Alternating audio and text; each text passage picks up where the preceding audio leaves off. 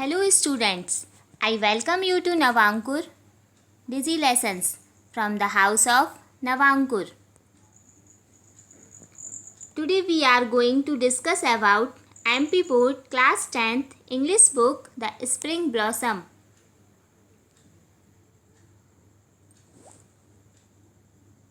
Chapter 9 The Tribute First by Das Ben-Hur.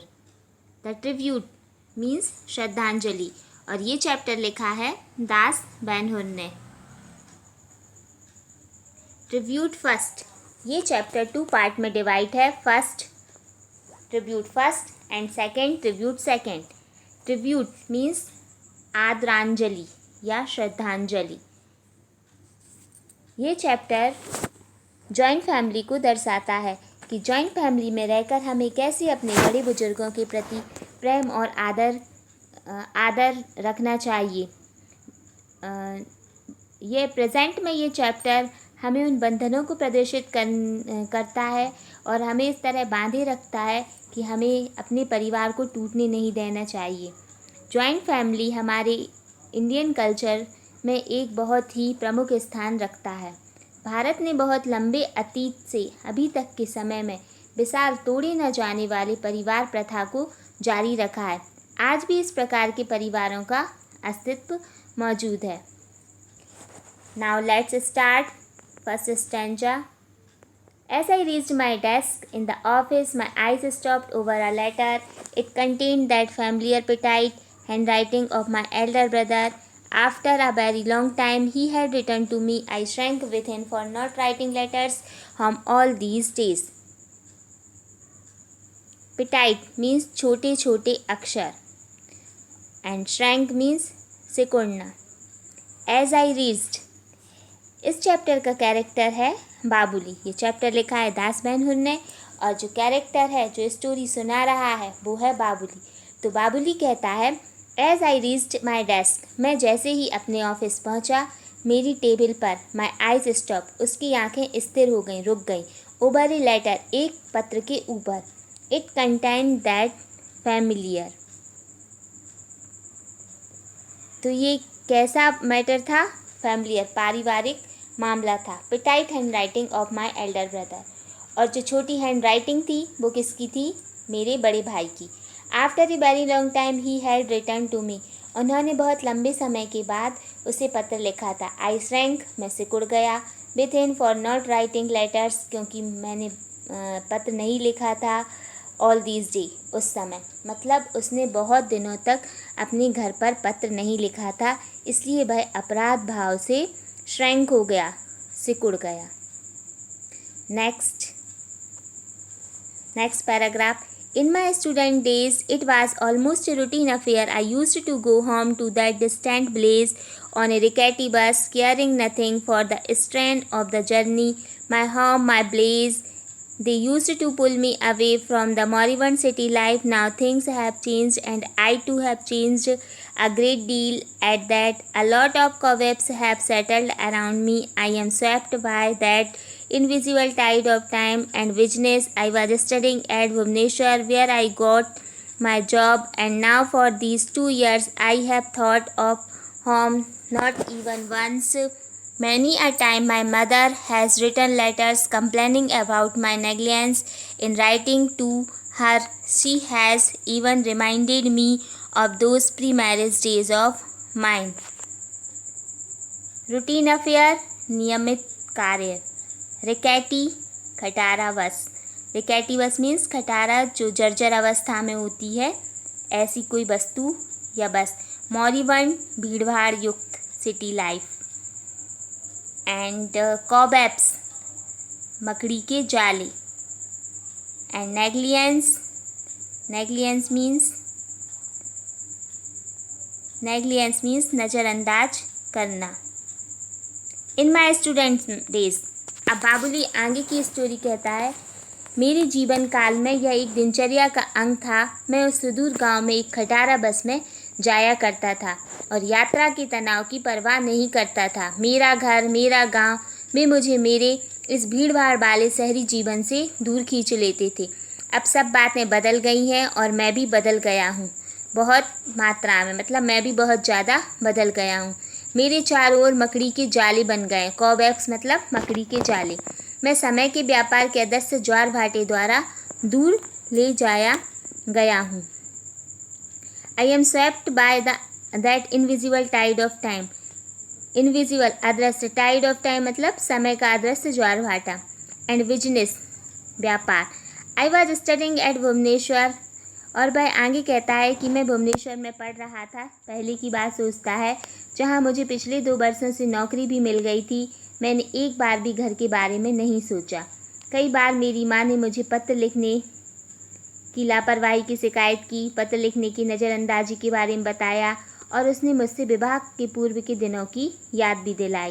मतलब उसकी माँ उसको बताती थी कि तुम पहले विवाह के पूर्व उसको पत्र लिखते थे और गांव भी आते थे, लेकिन अब वह 2 साल से अपने गांव नहीं गया है और अभी उसके बड़े भाई का पत्र आया है, तो वह अपनी अतीत की बातें, पास्ट की बातें सोच रहा है। अभी तक उसने अपना पत्र नहीं पढ़ा है। वह केवल अपने पत्र को देख रहा है और अपराध भाव से ग्रस्त है और पुरानी बातें सोच रहा है। Babuli. Next stanza. Yet I have never been able to break standards of compliancy which have coiled around me. I have kept quiet to prove that I am busy and preoccupied. Now she does not complain. Probably she understands my position. Yet तो मैं अपने चारों ओर लपेटे गए संतुष्टि के जाल को ना तोड़ सका। कॉम्प्लियंसी मतलब होता है संतुष्टि। क्वाइल्ड मतलब जो जाल बिछा हुआ है, क्वाइल्ड जो काले घेरे बना लिए मैंने अपने चारों तरफ। आई हैव केप्ट क्वाइट, और उसने यह सिद्ध कर दिया कि, और प्रूव कर दिया, सिद्ध कर दिया, आई एम बिजी कि मैं भी व्यस्त हूँ, एंड प्री एक्यूपाइड और पूर्व से ही अनुबंधित हूँ। She does not complain, probably she understand my position. तो जो उसकी माँ है, अब वो भी उसको कंप्लेन नहीं करती थी और अब वो उसकी स्थिति समझ चुकी थी। कौन? उसकी माँ। उसकी माँ उसको जब कंप्लेन करती थी कि तुम विवाह के पहले कैसे थे, विवाह के पहले पत्र लिखते थे, लेकिन अब उसने खुद के लिए ये एक संतोषजनक स्थिति बना ली है कि मैं बहुत ज़्यादा बिजी हूँ और अब मैं आगे पत्र नहीं लिख सकता। और उसकी यह स्थिति उसकी माँ भी समझती है। Next stanza. Usually my elder brother does not write to me. He does not need anything from me. He has never sought a token from me in lieu of his concern for me as an elder brother. In those days when I was a student, the only thing that he inquired about was my well-being during my stay at home. He would catch fish for me from the pond behind our house and would ask his wife to prepare a good dish, for I loved fish. When the catch was scantly, the dish would be prepared exclusively for me. Usually, सामान्यता। My elder brother does not write to me. उसके बड़े भाई उसे पत्र नहीं लिखते थे। He does not need anything from me. उन्हें मेरी ओर से कोई आवश्यकता नहीं है। मतलब वह कमाता है शहर में रहकर, तो उसकी सैलरी की या उसके पैसों की उन्हें कोई आवश्यकता नहीं थी। He has never sought a token from me in lieu of his concern for me as an elder brother. In lieu of मतलब के संदर्भ में, बड़े भाई के नाते जो उन्होंने उसकी चिंता की, उसके बदले में वे उससे कुछ नहीं चाहते थे। He has never sought a token from me in lieu of his concern for me an elder brother. In those days when I was a student, उन दिनों जब वह एक विद्यार्थी था, the only thing that he inquired about was my well-being. केवल उसके बड़े भाई का यह काम था उसकी इंक्वायरी करना, उसकी देख रेख करना, उसकी पूछताछ करना, और वो भी केवल उसकी कुशलता के बारे में पूछताछ करना, well-being. During my stay at home, he would catch fish for me and from the pond behind our house and would ask his wife to prepare a good dish. और जब वह घर पर रुकता था तो उसके घर के पीछे एक छोटा सा तालाब था, वहाँ से उसके बड़े भाई मछली पकड़ कर लेकर आते थे और अपनी पत्नी से एक अच्छी डिश तैयार करने को कहते, क्योंकि मुझे मछलियाँ बहुत पसंद थीं। बाबुली कहता है मुझे मछलियाँ बहुत पसंद थीं और जब मछलियों की संख्या कम होती तो डिश केवल उसके लिए ही बनती थी। behind our house and would ask his wife to prepare a good dish, for I loved fish. When the catch was scantily, the dish would be prepared exclusively for me. Means वो जो dish थी वो केवल उसी के लिए बनाई जाती थी. एक्सक्लूसिवली मतलब किसी और अन्य के लिए नहीं, केवल उसी के लिए. स्कैंटी, स्मॉल इन क्वांटिटी और साइज़, मतलब थोड़ी सी. स्कैंटी जो वर्ड है, ये स्कैंटी वर्ड है, इसका मतलब होता है कम मात्रा में. ये पैराग्राफ बहुत ज़्यादा मोस्ट इम्पॉर्टेंट है. पैसेज में अधिकतर इस पैराग्राफ को पूछा जाता है और इस पैराग्राफ में स्कैंटी वर्ड का मीनिंग अधिकतर पूछा जाता है. स्कैंटी मीन्स क्या होता है? स्कैंटी का मीनिंग जैसा कि अभी आपको बताया गया था, स्मॉल इन क्वांटिटी और साइज़, मतलब कम मात्रा में या थोड़ा सा. और एक्सक्लूसिवली मीन्स किसी अन्य के लिए नहीं, केवल उसी को वह डिश बनाई जाती थी.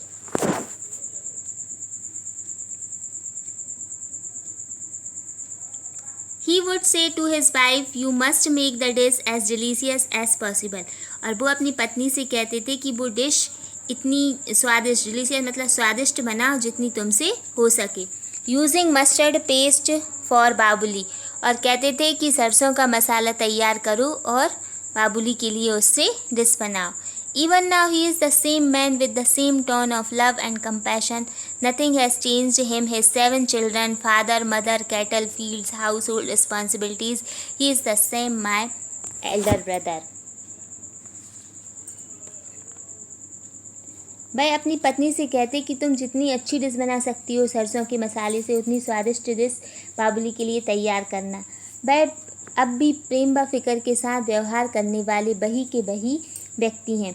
उन्हें किसी ने नहीं बदला उनके साथ, जबकि उनके साथ उनके बच्चे, पिता, माता, जानवर, खेत और घर की जिम्मेदारियां हैं, तो भी वह नहीं बदले. वह वैसे की वैसे हैं उसके बड़े भाई. इसमें वह अपने बड़े भाई की प्रशंसा कर रहा है, तारीफ़ कर रहा है, उन्हें प्रेज़ कर रहा है और बता रहा है कि उनके पास कितनी सारी जिम्मेदारियां थी. बड़े भाई के साथ बच्चे, उनके माता पिता, कैटल मवेशी, खेत की जिम्मेदारियां और घर की रिस्पॉन्सिबिलिटी जिम्मेदारियां थी, तो भी उन्होंने बड़े भाई की सारी जिम्मेदारियां पूरी की. Next, I handled the letter carefully. He had asked me to come home. Some feud had cropped up. The 2 sister-in-law had quarrelled. Our paddy fields, the cottage, and all the movables and immovables were to be divided into 3 parts amongst us. My presence was indispensable. अब वह पत्र सावधानी से वह पत्र उठाता है, उसको खोलता है और उसमें लिखा था he had asked to me. उन्होंने कहा था, किसने कहा था? उसके बड़े भाई ने. उन्होंने कहा था टू कम होम, घर आ जाओ. सम फ्यूड हैड क्रॉप्ड अप, मतलब कुछ झगड़ा हो गया है. सम फ्यूड हैड क्रॉप्ड अप, झगड़ा हो गया है. क्रॉप मतलब पनपना, झगड़ा बढ़ गया, झगड़ा हो गया है. The 2 sisters in law had quarrelled. 2 sister in law मतलब उसकी दोनों भाभी. ये 3 भाई थे, सबसे छोटा बाबुली और सबसे उसका बड़ा भाई जिसने पत्र लिखा था, और उसका सेकंड ब्रदर था, मंझला भाई था. तो मंझले भाई की पत्नी और उसकी बड़ी भाभी के बीच में झगड़ा बढ़ गया है. क्यों झगड़ा बढ़ गया है? अवर पैडी फील्ड्स, धान के खेत को लेकर. द कॉटेज, उसका जो घर था, और movables and immovables were to be divided into 3 parts amongst us. तो वह बताता है कि अब जो उसके धान के खेत थे, घर थे और सभी चल अचल संपत्ति था, वह 3 भागों में बंटवारा होना है. इनको 3 भागों में अब बंट जाना चाहिए. माई प्रेजेंस वाज इंडिस्पेंसिबल, और बंटवारे में जो उसकी उपस्थिति है वह कैसी है?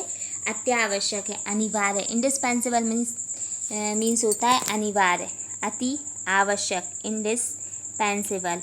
तो जो बाबुली है उसको बंटवारे के लिए बुलाया गया था. पत्र में लिखा हुआ था कि बंटवारा होना है, 3 हिस्से होना है उसके, तो तुम गांव पर आ जाओ. Indispensable. It was my second brother who was so particular and adamant. Adamant मतलब जिद पर अड़ जाना. About the division, he wanted it at any cost. तो वह बताता है कि भाई उसका सेकंड ब्रदर था, दूसरे नंबर वाला भाई था. हूँ यहाँ पर रिलेटिव क्लॉज है, तो वो बता रहा है कि वह अड़ा हुआ था, जिद पर अड़ा हुआ था कि उसे किसी भी कीमत पर बंटवारा चाहिए. He wanted it at any cost. I finish reading the letter, उसने पत्र पढ़ना बंद कर दिया। A cold sweat drenched me, a cold sweat drenched me, और वह एक ठंडे पसीने से भीग गया। कोल्ड स्वेट ड्रेंच्ड मी, ठंडा पसीना, ड्रेंच मीन्स भीगना, ड्रेंच मीन्स भीगना। आई फेल्ट हेल्पलेस ऑर्फन्ड, और वो अपने आप को असहाय और अनाथ महसूस कर रहा था। ए शॉर्ट ऑफ डिस्पेयर हॉन्टेड, और एक बहुत ज़्यादा निराशा ने उसको घेर लिया था। Quite relentlessly I tried to drive them away, yawning helplessly in a chair. लंबे समय तक उसको एक निराशा ने घेर लिया था, उस पर निराशा की परछाई पड़ी रही, और उसने उसे भगाने की बहुत ज़्यादा कोशिश की, अपने आप को संभालने की बहुत ज़्यादा कोशिश की, लेकिन फिर भी वह एक असहाय सा कुर्सी पर बैठा रहा। और यॉर्निंग मतलब जमाई लेना, तो वह जमाई लेता रहा। Next stanza. In the evening when I told my wife about the partition that was to take place, I found totally unperturbed. Unperturbed मतलब विचलित ना होना या चिंतित ना होना। She just asked me when, as if she was all prepared and waiting for this event to take place in a week's time. I said, in the evening, शाम को मैंने अपनी पत्नी को बंटवारे के बारे में बताया। तो बावली बताता है कि जब मैंने शाम को अपनी पत्नी को बंटवारे के बारे में बताया तो उसने उसे जरा भी परेशान नहीं पाया।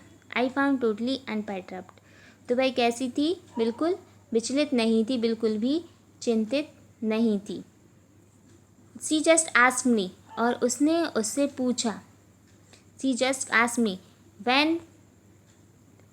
when as if she was all prepared and waiting. कब? as if she was prepared, तो वह पूछती है कि यह बंटवारा कब होना है, जैसे कि वह इस घटना के होने के लिए तैयार थी और इंतज़ार कर रही थी। prepared and waiting for this event to take place in a week's time, I said, और उसने कहा एक सप्ताह में।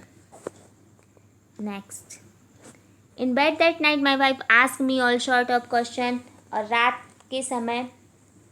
रात को सोते समय उसकी पत्नी ने कई तरह के प्रश्न किए, शॉर्ट्स क्वेश्चन किए। What would be our share means हमारा हिस्सा कितना होगा, and how much would fetch us on selling it, उसे बेचने से कितना पैसा मिलेगा। I said nothing for a while, but in order to satisfy her at last guess that it should be around 20,000 rupees. She came closer to me and said, we won't need any land in the place. What shall we do with? Let's sell it and take the money. Remember, when you sell it, hand over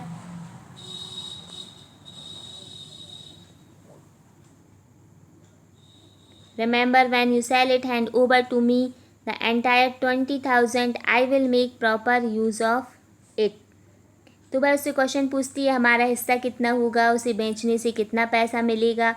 कुछ देर तक तो उसे संतुष्ट करने के लिए वह कुछ नहीं बोला, और फिर बाद में उसने अंदाज़ा लगाया कि और उससे कहा कि लगभग 20,000 रुपये मिलेंगे।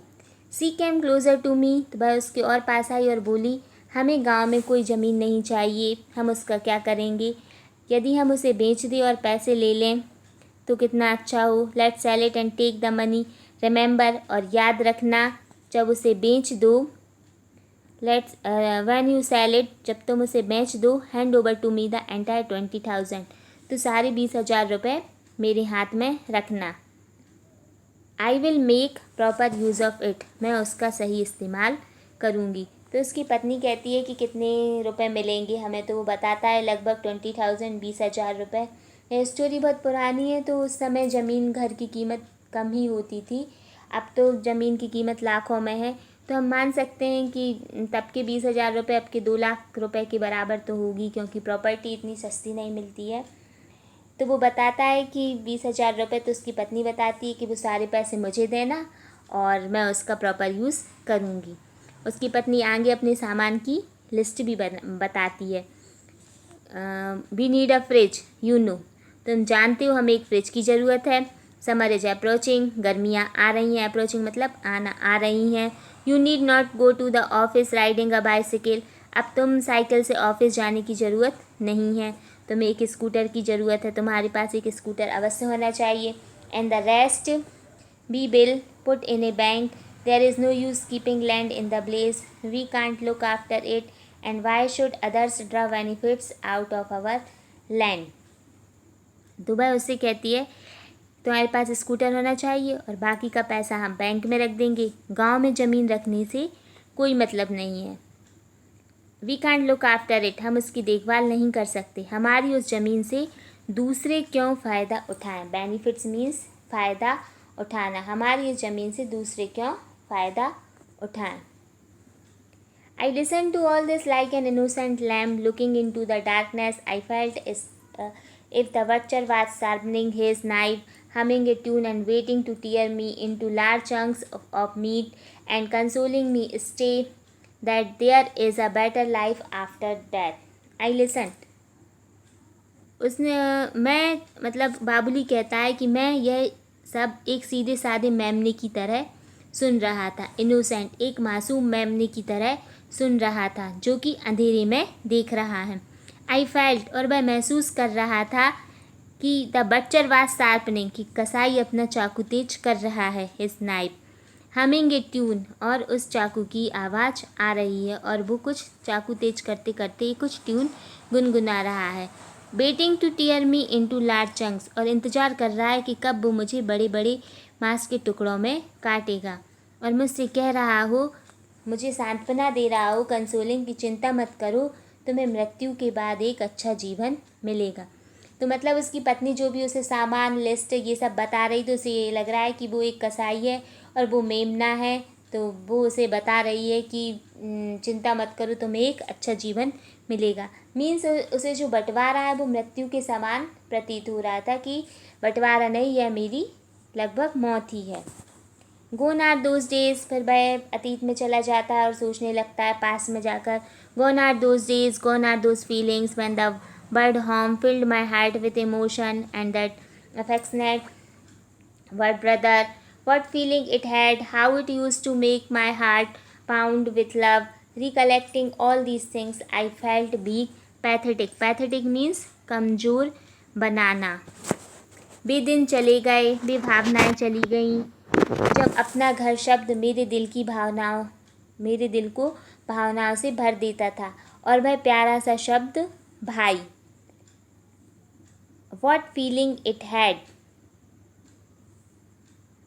वो सब फीलिंग कहाँ गई।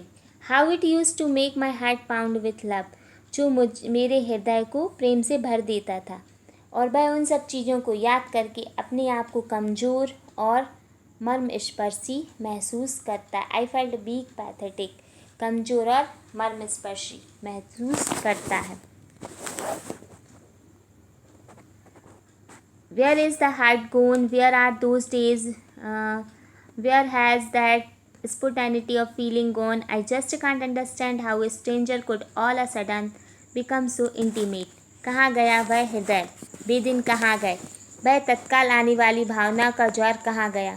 मैं यह समझ नहीं पाया कि इतना सब कुछ आत्मीयता कैसे अजनबी बन गई। तो यह बताता है कि जो उसकी पत्नी है वह अजनबी थी और अब वह उसके लिए बहुत ज़्यादा आत्मीय बन गई है, जिसकी बातों में वह आ गया है। But I became my normal self in 2 days. I grew used to what had been a shock later on in the marketplace, keeping pace with my wife. I inquired about the prices of the different things he intended to buy. Buying a fridge was almost certain. A second-hand scooter, a stereo set, and some gold ornaments. I prepared a list of the prices. She kept reminding me about her intentions and was showing a lot of impatience. किंतु वह 2 दिनों में ही कैसा हो गया, normal, सामान्य हो गया। जो उसको आघात लगा था, वो शौक लगा था, वह उसका आदी हो गया था, और अब वह बाजार में दिखाई दे रहा था अपनी पत्नी के साथ। उसने उन सभी चीज़ों के वह मूल्य पूछ रहा था, उन सभी चीज़ों की कॉस्ट पूछ रहा था जिसे उसकी पत्नी खरीदना चाहती थी। उसकी पत्नी को क्या खरीदना था? फ्रिज खरीदना था, जो कि निश्चित ही था, सर्टेन था कि फ्रिज तो पक्का ही खरीदना है, और एक सेकेंड हैंड स्कूटर, एक स्टीरियो सेट और कुछ गोल्ड ऑर्नामेंट्स। उन सभी की एक लिस्ट बनाई गई और उनकी कॉस्ट लिखी गई। वह अपने और बार बार उसे वह याद दिलाती रही और बहुत सारा उसको इम्पोर्टेंस दे रही थी कि ये सब कितना ज़रूरी है। Showing a lot of impatience. It was Saturday afternoon. I left for Wembley. The same bus was there, inspiring in me the old familiar feeling. I rushed to occupy the seat just behind the driver, my favorite seat. In my hurry, I wrist. Wrist means होता है टकराना, टकराना. My knee means उसका घुटना टकरा गया.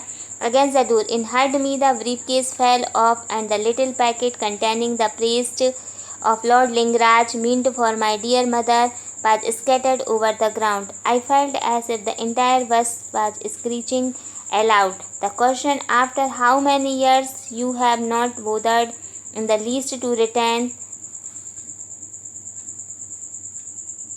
that tender love you had in your heart for your home. Instead, you have sold it to the butcher to help yourself become a city babu. तो वह शनिवार का दिन था, दोपहर का दिन, शनिवार को दोपहर का दिन था. It was Saturday afternoon. I left for my village. उसे अपने गांव के लिए रवाना होना था. रवाना हुआ वह. पुरानी परिचित भावनाओं से प्रेरणा देती वही बस थी. The same buzz was there inspiring me in the old familiar. पुरानी परिचित भावनाएं जो उसकी परिवार के दिनों की याद दिलाती थी, गांव के दिनों की याद दिलाती थी. और I rushed to occupy the seat just behind the driver. Rushed मतलब जल्दबाजी में वह झपट कर ड्राइवर के पीछे वाली सीट पर बैठना चाहता था. लेकिन क्या हुआ? I bruised my knee against the door. जल्दबाजी में चढ़ने की वजह से उसका घुटना टकरा गया दरवाजे से. It hurt me. और उसको हर्ट हुआ, उससे चोट पहुंची. और उसका ब्रीफ केस भी जो लिए था वो गिर गया, और उसमें भगवान लिंगराज के प्रसाद का पैकेट था जो वह अपनी माँ के लिए ले जा रहा था. वह भी गिर गया और ज़मीन पर बिखर गया. तो ये सब मात्र एक घटना थी, लेकिन वह बहुत ज़्यादा अपराध बोध से घिरा जा रहा था कि मैंने उन 2 वर्षों में किसी की भी खबर नहीं ली, किसी की भी पूछताछ नहीं की, इंक्वायरी नहीं की, किसी के बारे में जानने की कोशिश नहीं की. मेरे बड़े भाई ने मेरे लिए बहुत कुछ किया, उनके बारे में नहीं सोचा, मैंने माँ के बारे में नहीं सोचा. तो उसे ऐसा लग रहा था कि वो बस भी उसे अपने साथ ले जाना नहीं चाहती, बस अपने पास बिठाना नहीं चाहती.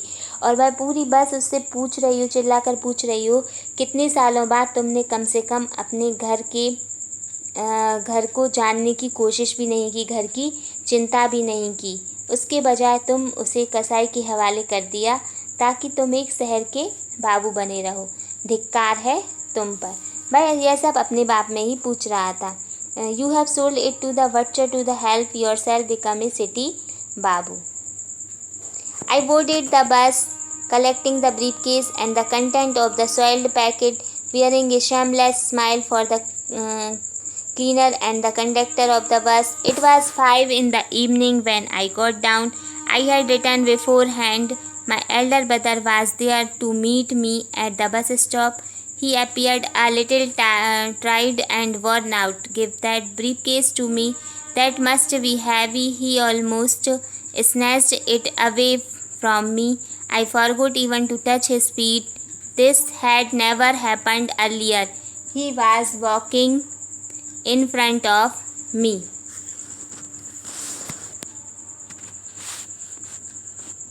मैंने ब्रीफकेस पर ज़मीन पर गिरे पैकेट के प्रसाद को उठाया और कंडक्टर व क्लीनर को बेशर्मी भरी मुस्कुराहट देकर बस में बैठ गया. It was 5 in the evening. शाम के 5 बजे थे, और जब मैं नीचे उतरा मैंने पहले से पत्र द्वारा मेरे आगमन की सूचना दे दी थी. मेरे बड़े भाई मुझे बस स्टॉप पर लेने को खड़े थे. वे थोड़ा थके और मतलब उनका चेहरा उतरा हुआ लग रहा था, और उन्होंने कहा, यह ब्रीफकेस मुझे दे दो, भारी होगा. उन्होंने वह ब्रीफकेस लगभग उससे छीन ही लिया, और वह उनके चरण स्पर्श करना भी भूल गया, और ऐसा पहले कभी नहीं हुआ. और वह आगे आगे चल रहे थे. तो जो उसके बड़े भाई थे उसने उनके चरण स्पर्श भी नहीं किए, और लेकिन जो वह पहले करते थे कि जब वह आता था गांव से तो उसका बैग या जो कुछ भी ब्रीफकेस होता था वो लेते थे, तो उन्होंने तो उसके साथ वैसा ही व्यवहार किया, लेकिन यह उनके चरण स्पर्श करना भी भूल गया। We were walking on the Blaze Road, dusty and ever the same. I remembered my childhood days. अब हम गांव की सड़क पर चले जा रहे थे, मतलब उसके बड़े भाई और भाई दोनों गांव की सड़क पर जा रहे थे। हमेशा की तरह वह सड़क कैसी थी, धूल भरी, और अब उसे बचपन के दिन याद आ रहे थे। I was usually crossing the street alone to go to a teacher in the evening for tuition. I was generally late and dark when I returned from my studies. Unfallingly, my elder brother would be there to escort me back home, lest I should be frightened. We should carry the lantern, my bag of books and notes. I had to follow him to do so. If I lagged behind, he would ask, "Why? You are perhaps tired. Come, hold my hand and walk with me." He sometimes used to carry me on his shoulders while going to the fields for a stroll. मैं सामान्यतः प्रतिदिन शाम को अकेला एक शिक्षक के पास tuition के लिए जाया करता था। मतलब वह गांव में ही एक ट्यूशन के लिए जाया करता था, और जब वह ट्यूशन से लौटता, अभ्यास करके लौटता, तो कैसा हो जाता था, अंधेरा हो जाता था और देर भी हो जाती थी। तो उसके जो बड़े भाई थे वो बिना भूले, मतलब एक भी दिन वो भूलते नहीं थे, एक भी दिन उनका नागा नहीं होता था, उसको लेने आया करते थे ताकि वह डरे ना। फ्राइटन मतलब भयभीत होना, वह डरे ना, भयभीत ना हो। वे लालटेन और मेरा पुस्तक कॉपियों से भरा बैग उठाकर चलते थे। मतलब वो कुछ नहीं लेता था, वो लालटेन भी अपने हाथ में लेते थे और उसका कॉपी किताबों से भरा हुआ बैग भी लेते थे।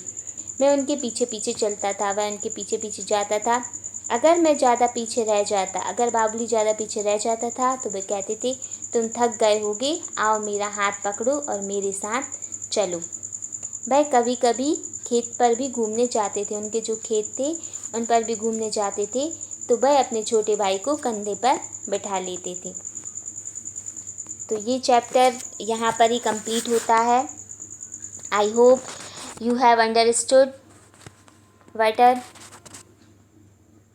In the next video, we will chat with new topic.